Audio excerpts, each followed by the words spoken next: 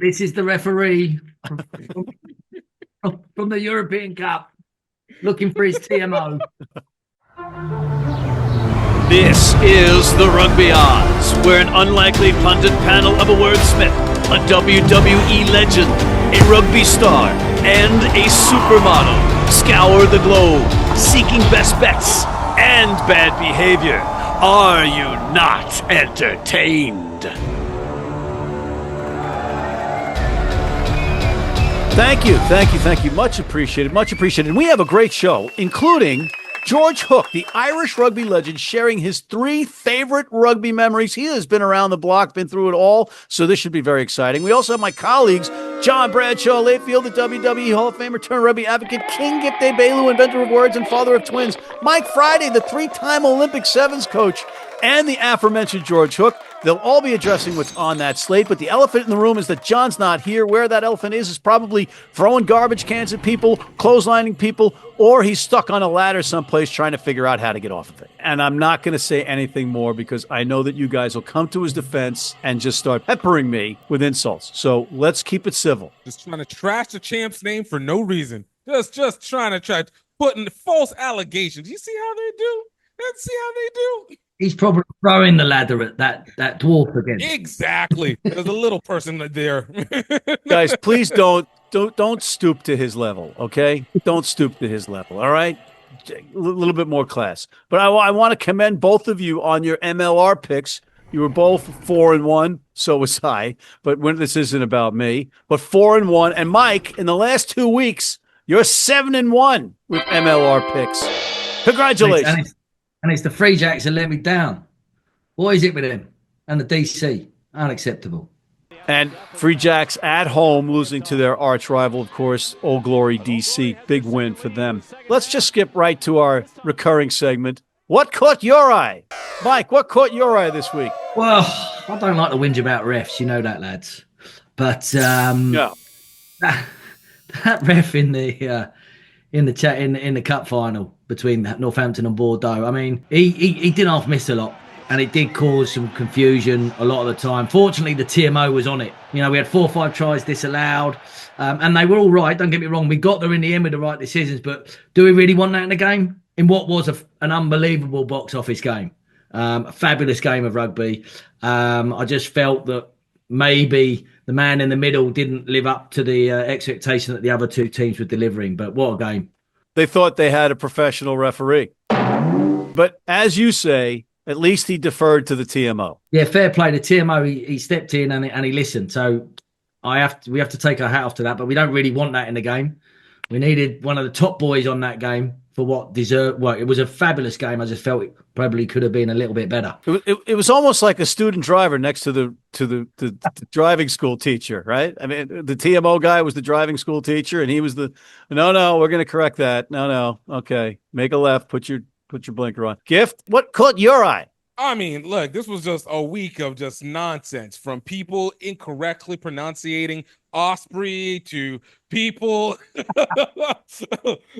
putting abominations as images. This is the argument where AI shouldn't exist in that one. But the thing that got me the most was basically seeing the absolute disappointment of a season that the Gold are having, and the fact that the Moana Pacifica clearly partied too hard after the Blues win last week, 2 weeks ago, and just got shellacked by the Chiefs. Like, they felt the Blues after the Blues, right? Like, this is too much. Artie Savea coming in, being talked about as being one of the great leaders that could take over the All Blacks over time, and 85 points? That is some USA Club rugby scoring, all right? That is some South Africa versus the small nation of the Vatican City kind of scoring that would happen there. It hurts. All right, I got to point out Damien Penaud, who is indisputably one of the greatest players on the planet, in the back 3, that is, and had another 2 tries, 1 disallowed. But none of us thought he was going to play because he was in tears after the semifinal, thinking he had a career-ending injury or whatever it was, even whispering in the ears to the guys that he's shaking hands with from Toulouse that he's I'm not going to. And then Vegas and us think this guy's out of the lineup. And there he is. He's fine. What the Damien? Does that mean he's going to be part of grown-ass man this week? I mean, no, but he's the first ever award winner in this category, the Crybaby Soup Award. That's what he's getting. The Crybaby Soup Award from the Rugby Odds for Damien Penaud, who was also named like Player of the Year in the European Champions Cup, which includes South Africa. Anyway, let's move on now, because that kind of segues not really to our Player of the Week. The candidates are Mathieu Jalibert, the number 10 of Bordeaux, dancing feet, presence of mind in traffic, especially in the 21st and 36th minutes when he dazzled to set up 2 amazing tries, the stuff of a champion. Leroy Carter of the Chiefs, gift. The Chiefs had 2 guys with hat tricks.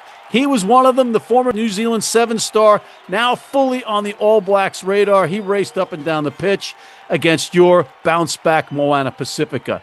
Alex Coles, Northampton's player of the match in the loss to Bordeaux. Some questioned if he even make it through. He was being tested for fitness before the match. But this guy put his injuries aside with an epic performance that included 2 tries to go with his play in the loose and set pieces. Mike, who's your player of the week? Tough one, this one, but I think you've got to give it to the man who was the maestro. He was the conductor. He got the job done, and he got it done for Bordeaux. Jalibert come up with some dancing feet, and he was the difference to create the try, get the momentum, get the moment that mattered. He did play well. He moved the ball, and he just unleashed that back 3 of Bordeaux and just put them into spaces. So Jalibert's the man. Gift. As much as I love a good soul name like Leroy Carter, look, man, we got to give it to Bordeaux. And if I'm giving it to the French, you know that they really earned it, because goodness, I don't feel like the French rugby people ever like to play on the road or really actually care about any of the games until it matters, but they cared about this one. And the French have come through again. Shout out to Bordeaux and Jalibert. He did it, and he made it happen. Let's go. All right, I can't really argue with that much, but I did find myself rooting for Northampton in this match, because you can't not root for those guys and that team. An effort and a half for them to get there, beating Leinster, just getting to the spot was amazing, and they almost pulled it off. Alex Coles was a big part of that, so my pick's going there. John's not here, so the clear choice is Mathieu Jalibert, the number 10. He is our player of the week. Let's move right on to Gift's favorite segment. Grown-ass man! The candidates are Jacques Carroll, the number 1 of Old Glory, 22 tackles from the loose head. The DC local was fired up for this one as Old Glory beat the reigning champs New England for the 2nd time this season, this one in Quincy, Massachusetts. Next up, Matt Heaton, the number 7 of LA, the team that Gift says nobody cares about. 26 tackles, and guess what? People did care, helping LA hold off Miami and leapfrog into 3rd place in the West, just 3 points out of 1st place. And finally, Ben Tameifuna, Bordeaux's tight head, off the bench, just a beast of a front row player, made a huge impact with carries and in the set pieces. Not somebody you want to see coming off the bench if you're the opposition. Mike, who's your grown-ass man? Ben Tameifuna. I mean, you don't want to be sharing your lunch with that kid. I mean, that boy is big. Yeah. He's a proper grown-ass man. But I've got to give it to Jack Iscaro. I mean, Old Glory going up there doing a job. My beloved Free Jacks. But Iscaro, he's rocked up. He's done the job. He's led from the front. He's tackled his arse off, as Alou said. They won the game. He's my man. Well said. Gift. As much as I would love to go in on LA, because there's still 3 points from anybody really still caring about them. You think they're 3 points out of 1st place? They're a great story. 3 points from anybody care. LA doesn't care about 3rd place. And so they're average. They're basically average. They're basically average. But we go for what the term of what this segment is a grown-ass man. And that only exists for one person on this list. And that is Ben Tameifuna. All right. And he did his job and he got the win. And he is a grown-ass man. Except he didn't start and he didn't play the whole game. That's how much of a grown-ass man he is. He didn't start and he still made more impact. That is a grown-ass man. He was so kind that he said, hey, let me let these little boys get in feel some confidence, and then let me jump in and destroy that all the way through. That's some grown-ass man stuff right there. Okay. All right. Here I am in the position to break the tie. So I am going to break the tie. I was going to take Matt Heaton, but I'm going with three-time Olympic sevens coach Mike Friday, Jack Iscaro of Old Glory, 22 tackles, plus earlier in the week it was Memorial Day, honoring American veterans, and he's an American, and he wears red, white, and blue. Jack Iscaro. Is this week's All right, let's take a quick break. We're going to bring in George, and then we'll bring you guys back for your URC Quarter Final picks, the MLR, Super Rugby, Premiership, and Picks of the Week. We'll be right back. If you're in New York City and want to watch some great rugby, have some great food, and some great times, go to the world's best rugby pub, the Pig and Whistle on West 36th Street.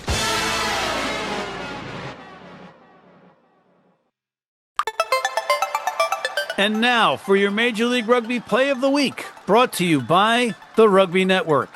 In the 27th minute in North Carolina, Chicago fullback Tim Swiel gathered in a tip ball in his own end and raced 40 meters before setting up Noah Flesh for a key try that pushed the Hounds back into second place in the crowded Eastern Conference. And that is your Major League Rugby Play of the Week, brought to you by the Rugby Network.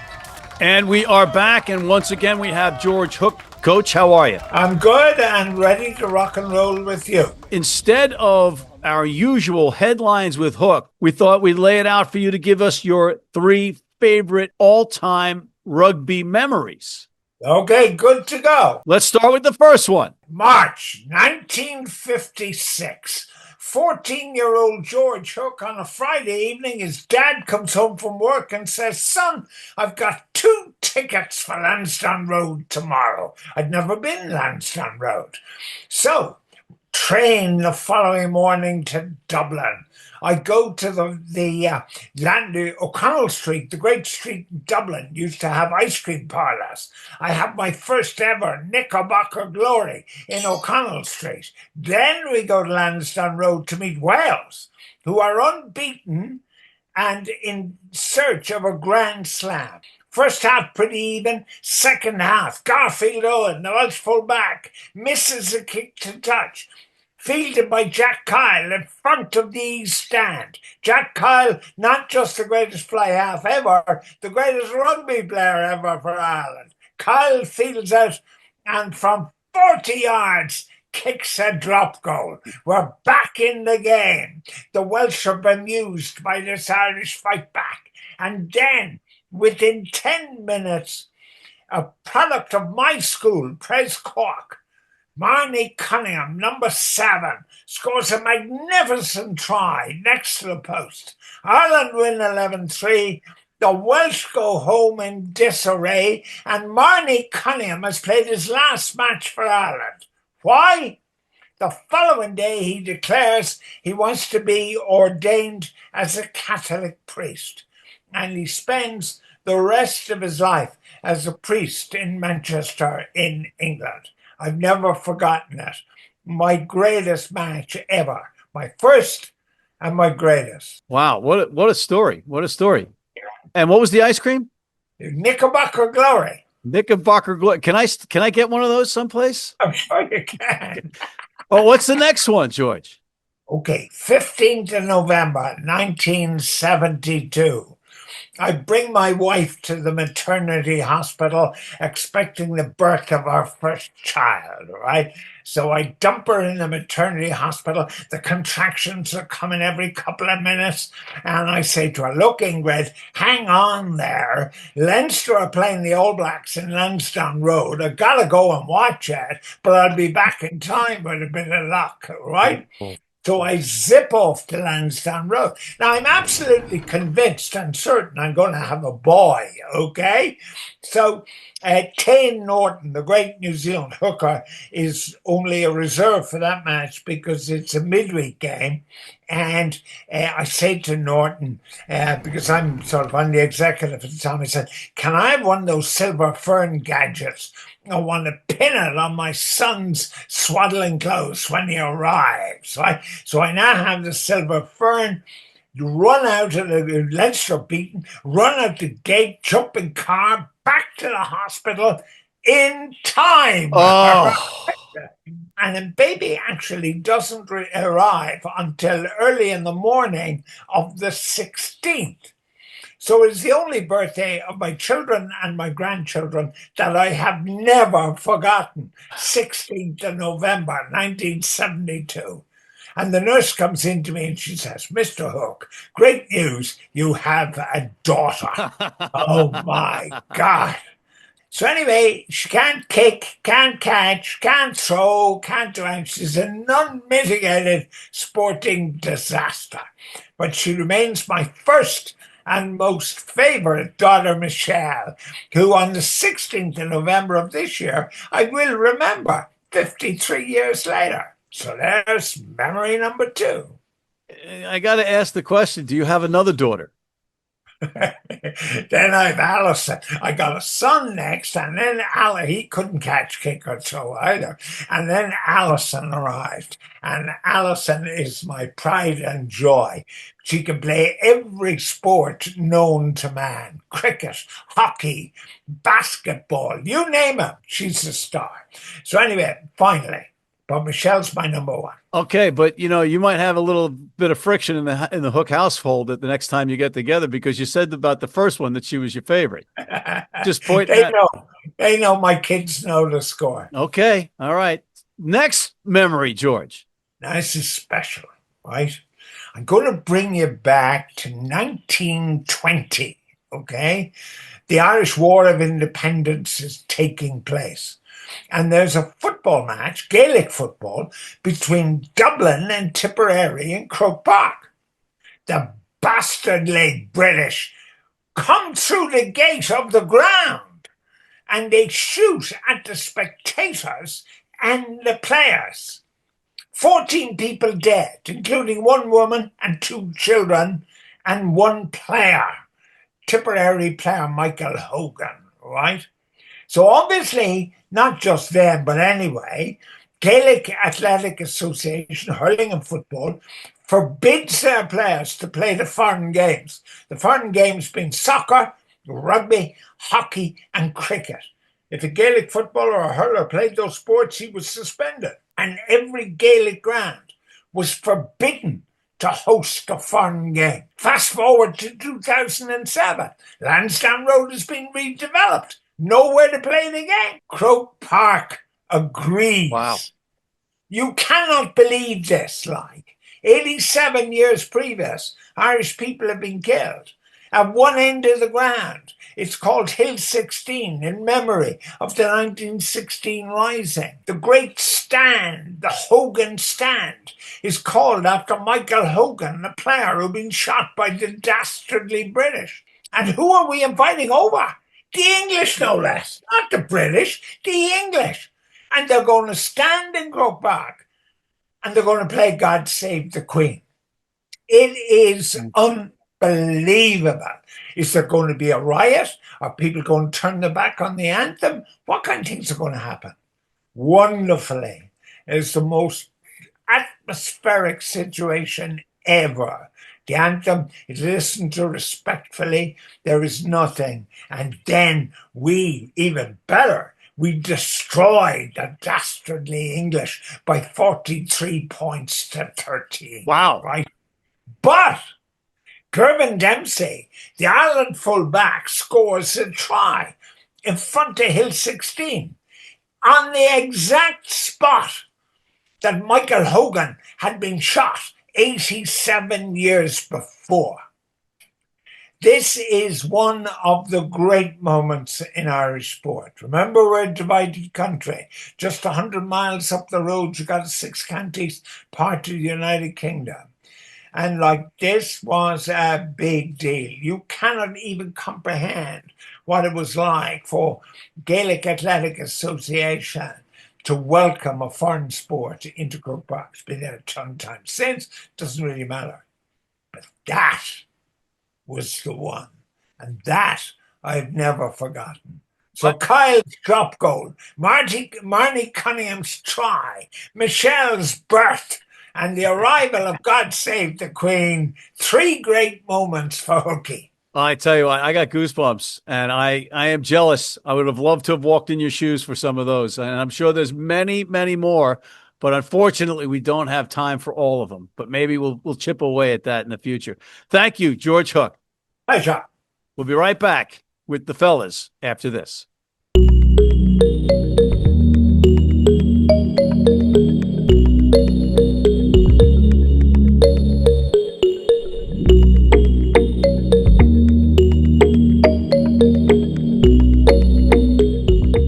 You need your cleats? You need them tomorrow? If you order today by 3 p.m. New York time or noon LA time, they can have them to you tomorrow. Young, old, male, female, if you're playing on turf, if you're playing on grass, if you're playing in the rain, you're playing in the heat, they've got you covered. RugbyNow.com. Go there now.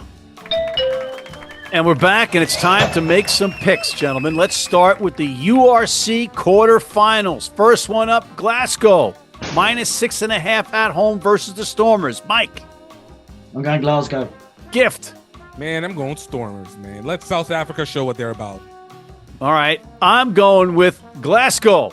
-6.5 versus the Stormers. Next one, Bulls at home. -17.5 versus Edinburgh. Mike, come on. Edinburgh to cover. But not win. Not necessarily win. All right. Okay. All right. Gift. Bulls to win. Edinburgh to cover. 17.5 is a lot for semifinal, quarterfinal, semifinal, quarterfinal. Quarterfinal. Okay, for knockout rugby. You'll get it. You'll get it eventually. It's okay. It's all good. I'm going with Edinburgh. I'm going to go with Edinburgh as well. Leinster at home, -23.5 versus Scarlets, Mike. Leinster. It's quarterfinal time. They'll be fine. Gift. This is the pre-choke round for Ireland. All right, Leinster all day. They're at their fire. This is their penultimate moment to fail before failure. So you're picking Ireland. Picking Leinster. Okay. And I am taking Leinster minus those points versus Scarlets. Sharks, -6.5 versus Munster in Durban. Mike. Sharks, definitely. Gift, you sticking with your South African friends? Africa, come on, man. Look, South Africa doesn't care about about the Challenger Cup. But they do care about the URC. They need that URC money. Sharks are about to go get that cash, get that treasure. Munster, hey man, it was nice while it lasted. And I am going to pick Munster with the points in a nail biter. Mike's making me out to be a clown. I don't know. Maybe I'm wrong. Okay. But let's come back to this side of the pond and see how we fare with the MLR. Mike, who do you like in the MLR this week? I feel like I shouldn't, but I'm going to have to back my boy Jed Melvin. I'm going New England to bounce back against Seattle and win and cover and do more than 3 points for definite. The red-hot Seattle Seawolves, who have catapulted back into playoff contention. Gift. Look, NOLA has had just 2 absolutely dismal losses, but they've been close. They've been close. I think this is the breaking point. Look for NOLA to be able to cover, get the win against Chicago on the road in that now warm area. It is not rainy, cold, hellhole Chicago anymore. You're like Michael Corleone in The Godfather Part 2. You just, when you think you're out with NOLA, they suck you back in each week. I mean, look, man, there's a reason why they have the best brains in the business. What? Suck you back in, okay, and keep you together. All right? All right. You just feel like you gotta release all your hope into that NOLA team. Because they may win once in a while. All right. Exactly. Okay. With that, let's see what John had to say. I'm going to take Utah. Utah at home, those guys can run. They can run and score. I just think Utah is going to outscore them. Give me Utah at home. He doesn't know what he's talking about. I'm going to go with DC at home versus LA. I think DC edges them in a tight battle. Let's take a quick break and come back, and we'll talk Premiership, Super Rugby, and our picks of the week after this. From New York City comes America's longest-running and most popular rugby show. The biggest names in Major League Rugby, MLR highlights, and big match previews. Rugby Wrap-Up presents MLR Weekly, made in New York City. Hey, U.S. fans, you can tune into every match live on Flow Rugby. How do we know that? Because we're on there all the time. And we're back, and we're going to the Premiership. First one up, Mike, who do you like? 12.5 is a lot for Gloucester, so I think Northampton may not win the game, but I don't think Gloucester cover at 12.5, so Northampton for me. Gift. I think this is the week that everybody is trying to get in the biggest and best that they can. Look for the Saracens to be able to get that win and cover the points against Bath. Like they got to do everything they need to do. Everything they need to do against Bath. Gift, why don't we go catch a game at Bath and order some pasta? Is that on We your can't schedule? order some pasta, all right? Can you work that into your schedule? Talks. You're from Jersey. I am a global citizen. I am from everywhere and nowhere. What evs? Speaking of nowhere, here's what John had to say. Way too many points. Give me Newcastle. That's probably a losing pick. I am going with Bristol, and Bristol to win the championship. How about that, Mike? AJ McGinty, baby. How you doing? How about that? How about that? I don't think you agree. All right. Super Rugby, guys. Who do you like, Mike? I think the Brumbies will do a job on your Crusaders. So Brumbies to do a job on the Crusaders. 2 chances, Slim and none, and Slim's on the golf course. Gift. Hey, look, Moana Pacifica took an embarrassing one last week. They said, we're going to give up the Chiefs so that we can take it to the Hurricanes. Look for them to see that true jump. They leaped to this game, all right? They're not bouncing back this week. They're just leaping. Yeah. They're just leaping. They're leaping leaping forward into... Don't bet that, ladies and gentlemen. Let's see what John had to say. I was told to go with Brumbies because I've never watched one game of Super Rugby. But if we get picked up by 2 cents rugby, I'm going to start watching it. I don't care. I am going with the Chiefs because they are firing on all cylinders. McKenzie's back. Carter's scoring. Everybody's scoring for the Chiefs. And on that note, we're on our last segment, John's favorite segment, Picks of the Week. Mike, who do you like? I'm going to go Francais for you, as always. I think it's getting interesting in the top 14. But there are 2 teams that need to win on the road. Pau to beat Vans away and Montpellier to beat Racing 92. Brave. Gift. Look for South Africa. Straight sweep for the playoffs into URC. Glasgow, Edinburgh, and Munster. Done. Straight South Africa wins. Adding value with another little treble from the gift. Beautiful. All right. And here's what John had to say. So I'm going to go with the Mountain Men, Matty, and I'm going to say they're going to score a ton of points to go over, Matty. Absolutely ridiculous what he says. My pick of the week is going to be the over in the Miami versus San Diego match. I think they're going to run up and down the pitch. And on that note, we're out of time. So I want to thank John Bradshaw, Layfield, the WWE Hall of Famer, tour rugby advocate, even in his absence, King Gift Egbelu, the inventor of words, Mike Friday, the 3-time Olympic sevens coach and owner of a Clown's Nose, and George Hook, the Irish rugby legend. And thank you for tuning in. Please check out our other show, MLR Weekly. Hit that subscribe button on YouTube. Sign up for our weekly newsletter, and please join our American Red Cross blood donor team.